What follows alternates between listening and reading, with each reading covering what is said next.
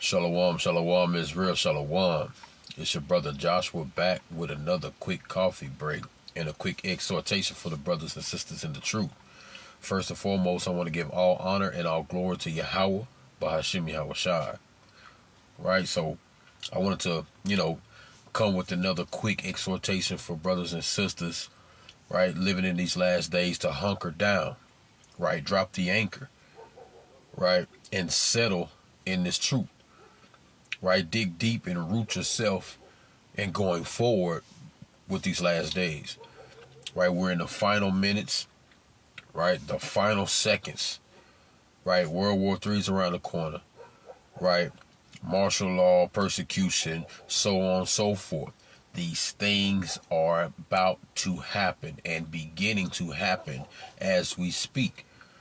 So it will behoove you to stay strong, be mighty in the Lord, trust in the Lord, and cast all your weight behind you. Right? Allow the Lord to sustain you through. How? By nourishment of the scriptures. Right? By time with the Most High. Building up your spirit and your faith in these last days, as well as your family. Because the time is running short and we have no more time to be second guessing of what we want to do. Either be in the world or be in this walk. Right? So you don't want to be cast back into a deep sleep, into utter darkness, and have to meet that uncertain fate, man. Meaning going into the lake of fire, being destroyed, and not making it to the kingdom. We don't want to meet that fate, man. That destroying wind that is coming. Those thermonuclear weapons. And before that, all these other things that are about to happen. We don't want to meet those certain fates, right? So let's kick it off real quick with this precept in the book of Proverbs, man. Let's get the book of Proverbs chapter 6. And I'm going to start at verse number 4, and it reads, Give not sleep to thine eyes, nor slumber to thine eyelids. Deliver thyself as a roe from the hand of the hunter, and as a bird from the hand of the fowler. Right? So the Lord said, don't give your eyes sleep, man. And don't go back into a deep slumber. You have to deliver yourself from the hunter. And who's the hunter? Satan. Right? Satan is always sitting on the left hand watching, prowling. Somewhere in the bushes, somewhere in a dark corner. Prowling on every move that you make, hoping that you make a mistake so he can capitalize on that. And he can cast you back into utter darkness, man. And ultimately to death. He's that that fierce lion, right? That's hiding in the high bush, waiting for you to straggle along, man, and fall behind the crowd so he can pick you off one by one. So the Lord said, verse 6, deliver thyself as a roe. What's a roe? Like a deer or an antelope, things of that nature. Deliver yourself, meaning move swift, run. Run toward the kingdom, man. Run toward the Lord, right? It says, deliver thyself as a roe from the hand of the hunter, and as a bird from the hand of the fowler. So you got to keep your mind and your eyes single and head on, right? By diving into the scriptures, being diligent, not dealing with a slack hand, man, right? Because sometimes you may be able to, catch a so-called breath after work, or, maybe you go get a workout after work or whatever. You come home in between, your workout and then your evening meal or your shower or whatever. Spend a little time with the Lord. If it's 15, 20 minutes, go over some precepts, right? Keep your mind fresh. Sharpen your sword. Get a couple of chapters in, Go over some old notes or something like that to stay in a line with the Lord, right? Look at the current events and tie them up to the scriptures and the prophecies, the things that are going on, to keep your mind always diligent and working towards what this truth is trying to build you up, gaining more wisdom, knowledge, and understanding, man, and separating yourself more and more from the world. Because once you start sitting and doing whatever you want to do and allowing the time to pass on and pass on and pass on, now next thing you know, you're sleepy, you know, you don't forgot to read or do whatever you did that day. And then the next day you try to do it again. I'll just wait till tomorrow and do it. The next thing you know, you get busy and you do. And then next thing you know, you haven't read for 2 weeks, man. 3 weeks. You're not fasting anymore. You're not praying like you're supposed to, right? These things can swiftly happen without you paying attention. So in the time of your leisure, the time of you know, a break in between whatever it is, even as your lunch break at work, if it's possible, between your meal, you know, look through your phone and go over a couple of precepts or whatever, screenshot. That's what I do. I got some screenshots on my phone of my precepts. You know, I listen to the automated Bible, you know, at times, you know, especially going to work in the morning. That's what I do when I'm unable to read, right? Things of that nature, right? So let's get a precept real quick. Let's go to Sirach, man. Let's go to Ecclesiasticus, chapter 38, and verse number 24. And it says, the wisdom of a learned man cometh by opportunity of leisure, and he that have little business shall become wise. So the opportunity of time when there's nothing there for you to do, when it's so-called downtime for you, take that opportunity within those moments and sup with the Lord, right? Allow him to keep you freshly, you know, endowed with the word, so you won't forget, man.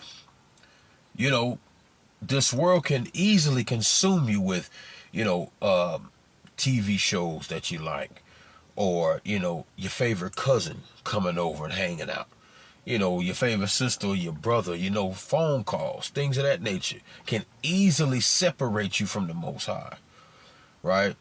And that's what you have to be careful of and always be watching, because you can actually make something an idol or a god over the Most High, because you indulge more in those things rather than the Most High. So you therefore put those things on top of the Most High or before him, right? In the morning, you're waking up, the first thing you do is pick up your phone, you're jumping on Facebook, you know, or Instagram, or whatever it is that you know, you deal with, whatever your poison is, you know, or you're texting your friends or whatever it is, man. You know, these things can easily be accessible to you because they are very convenient in this land, in this captivity, in this world. So you always got to be, you know, have your mind susceptible to the Most High. And you should always put that in your prayers, that the Lord gives you a mind to want to follow him, to always be aware of the time that you are actually in, and be prudent with, you know, gaining wisdom and just, you know, spending time with the Lord, man. Right? Let's get a precept. Let's go to Psalms 90 real quick. Right, Psalms chapter 90, and let's get verse, right, number 12, and it reads, it says, so teach us to number our days, that we may apply our hearts unto wisdom. So these things should always be in your prayer, to say, to teach us, Lord, to apply my mind, that's your heart, with the wisdom, man, you know, and always be ravished with the love of the wisdom, right? That's what the Lord said, always be ravished with the love of your youth, man, which is the wisdom, man. You know, the knowledge and understanding, because the Lord tells you, if you go wrong with this wisdom, she'll forsake you. You know, you'll start forgetting things, you know, like you know, just like you can easily misplace some keys. You'll misplace scriptures. You'll misplace prophecy, you know, and then you'll, next thing you know, misplace the truth. And you're back in the world celebrating, you know, Thanksgiving coming up, Christmas and New Year's, so on and so forth. You know, so you want to ask the Lord to, it says, so teach us to number our days, that we may apply our hearts unto wisdom. So this is something that definitely needs to be in prayer for you all, for us as a nation of people, to love and be ravished with the Lord and all times, and never forsake the Lord, man. And always, want to be, indulged in the commandments of the Lord, man. Let's get another precept. I was thinking, let's get Psalms 119. Right? This is how you gain the wisdom, man. Right? Or better yet, let me get Psalms 119 and verse number. I'm gonna get this one. Let's get verse 10. It says, "With my whole heart have I sought thee. O let me not wander from thy commandments." Right? "Thy word have I hid mine heart." Right? So let me read that again from the top. It says, "With my whole heart have I sought thee. O let me not wander from thy commandments. Thy word have I hid in mine heart, and I might not sin against thee." Right? So that's exactly what you want to keep in your prayers as well. It says, "In my whole heart I have sought thee." Right? "I've chased thee. I have ravished myself in these waters. I've immersed myself within the waters," man. Right? And it says, "Oh, let me not wander from thy commandments." So you want to ask the Lord to don't allow me to go back into vanity, foolishness, wickedness, things of no profit, right? Unnecessary value, things that hold no weight in my life, things that are eventually going to get burnt up, right? In the long run, right? So don't allow me to deviate from the blueprint that you set before me, Yahweh, and allow me to go back into a wicked, chaotic, scriptless world, man. That means nothing to me, right? And it says, "Thy word have I hid in my heart, and I might not sin against thee."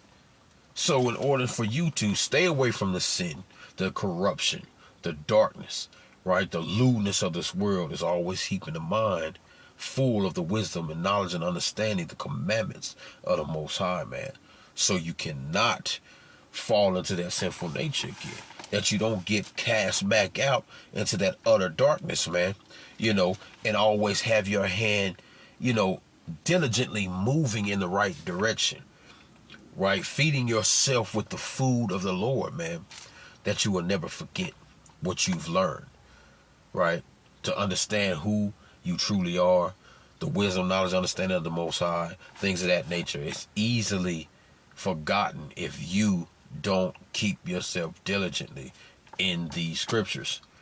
Right? Let's get another one. Let's get the book of Deuteronomy real quick, right? I think that's what I want. Deuteronomy chapter.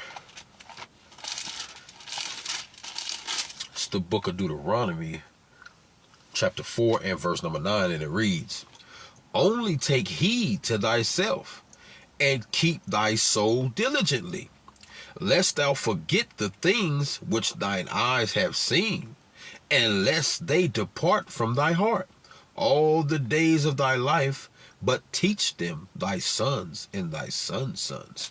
Right?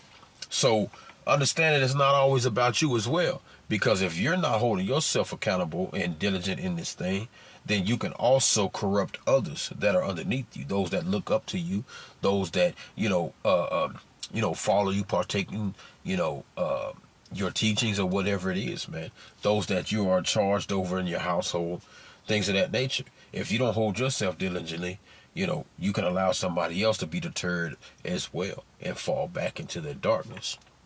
Right? So it says, "Only take heed to thyself and keep thy soul diligently," man. Right? Diligently is in a consistent manner, man. Always abounding in the works of the Lord. Right? And it says, "Lest thou forget the things which thine eyes have seen." And that's what you don't want to do, is forget the things that your eyes have seen, man. Right? You've seen miracles. You've seen people throw down the cigarettes. You've seen them give up the drinking and the fornication and turn from being a so-called black man to an Israelite, man. You've You done seen them throw down the pork in the holy day, the high days of this world. You know, the birthdays and Christmases and things of that nature, and renounce that wicked Christianity and Islam and so on and so forth, right? You've seen the history of our forefathers, and you see the things that are happening now, right? Don't forget those things, man, by dealing with a slack hand, because that's exactly what'll happen when you stop dealing with the Lord and his bread that he's given you, man. You become malnourished, man. You know, your bones start to show. Your body starts to eat itself, man. Right, on a spiritual level. And then you'll be destroyed, meaning your mind will start getting corrupt again. Right? And now you're cast back into utter darkness. Now you're back to a brutish, beastly-like nature. And you won't be able to return to be a living creature again, man. Through the spirit and power of Yahweh Shem Yahushai. Right? So let's go to the book of Proverbs real quick. The book of Proverbs. Right? Chapter 4, verse 2. And it reads, matter of fact, I'm going to start at verse 1. It says, "Hear ye children, the instruction of a father, and attend to no understanding. For I give you good doctrine, forsake ye not my law." Right? So the Lord said, I give you good doctrine. Don't forsake his laws, man. Don't leave off from these laws, man. Don't do it. Because if you do, it's utter death, man.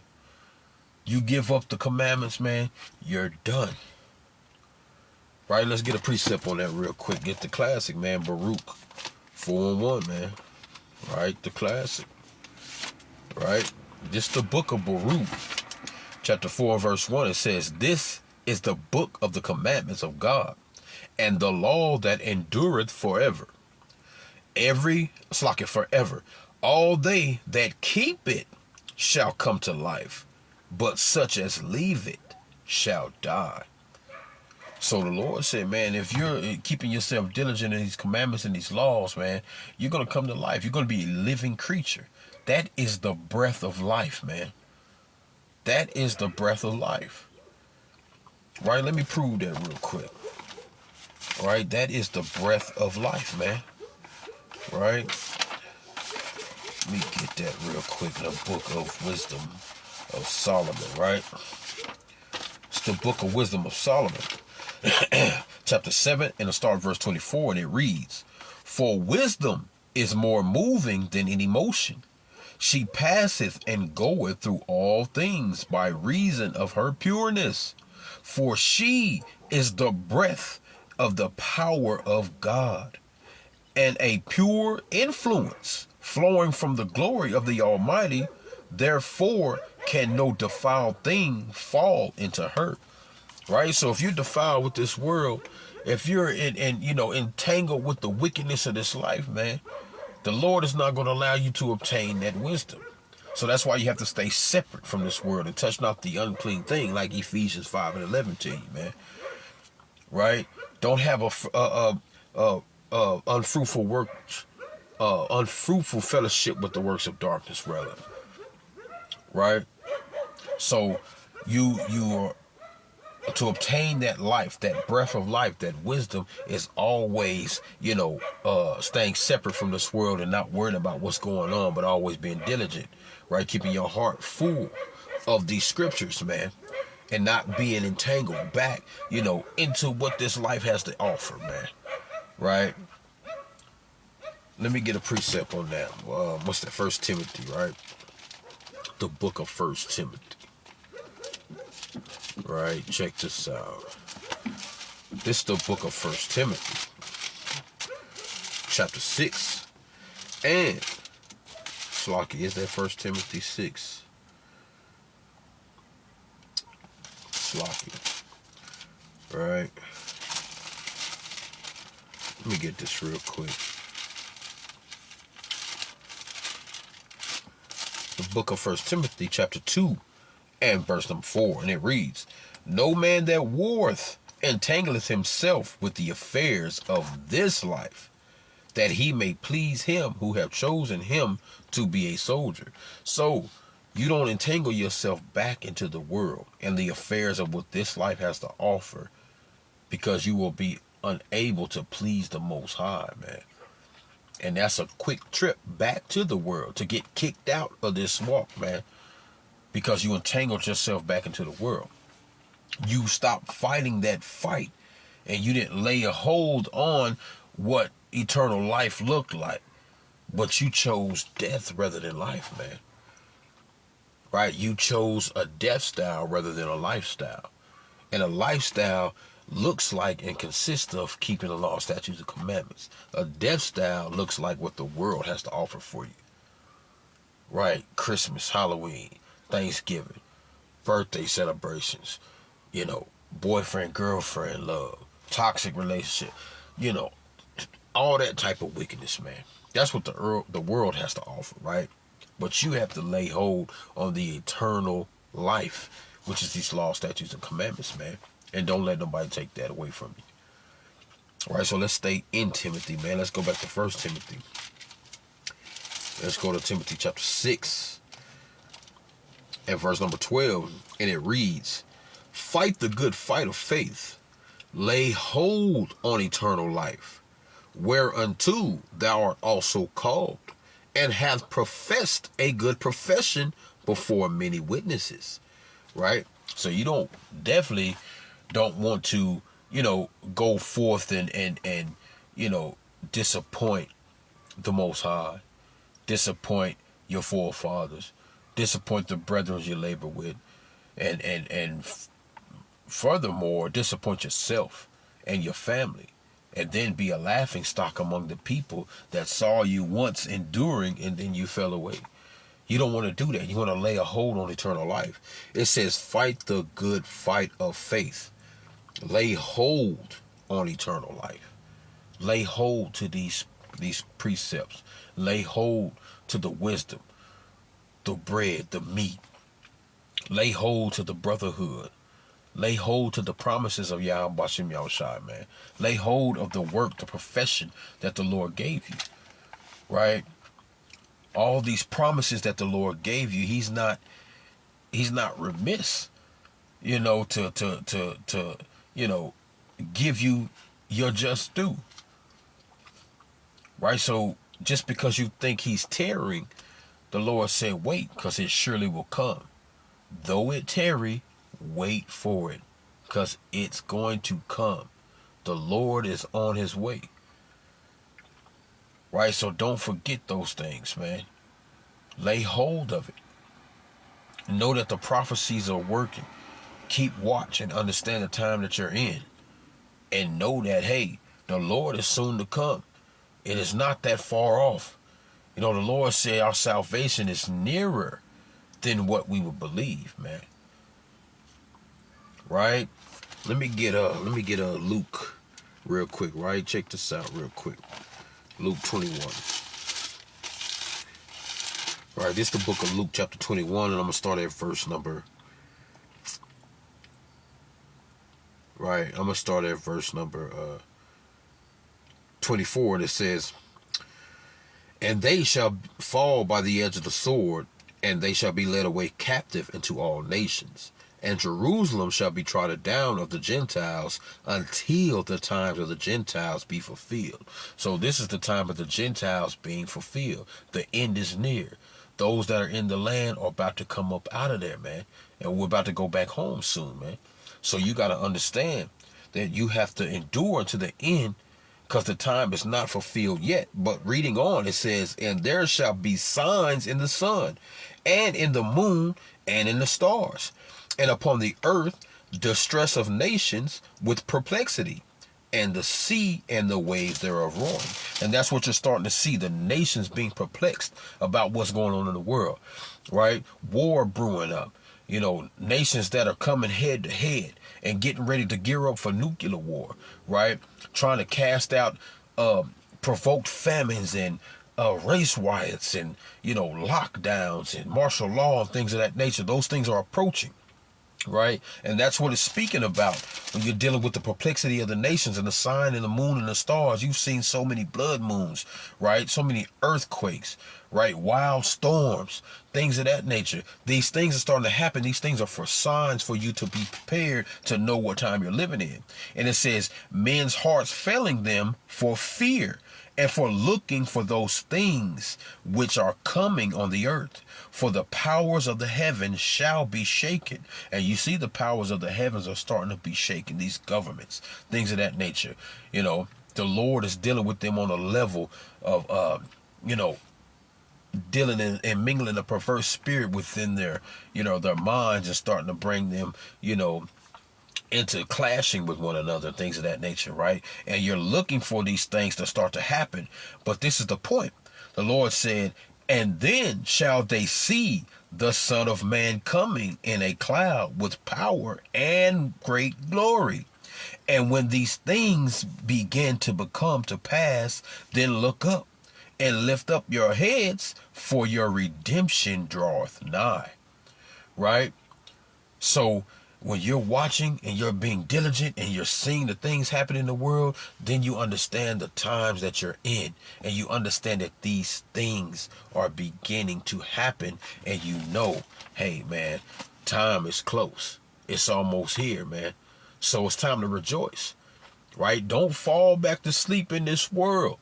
Don't go back to the same old dusty old man that you was. Right? Continue to endure and keep your hand on the plow, man. And stay mighty. Right? Let's get one more classic. Let's go to Revelation, man. Right? The book of Revelation chapter 3. Right? And it reads, verse 11.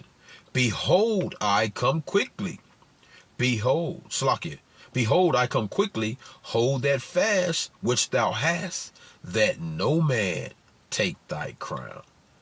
So the Lord tell you to hold fast everything you have right now, that a man will not be able to take your crown. Right? And he's speaking about you. You can be that man to take your own crown off your head due to your choices that you make. Stay awake. Stay focused. Endure. Fight the good fight. Right? Keep repenting in these last days, man. But with that, I hope it was edifying. Giving honor, glory to Yahweh Shem Yahushua. Take these precepts and apply them to your life. Shalom.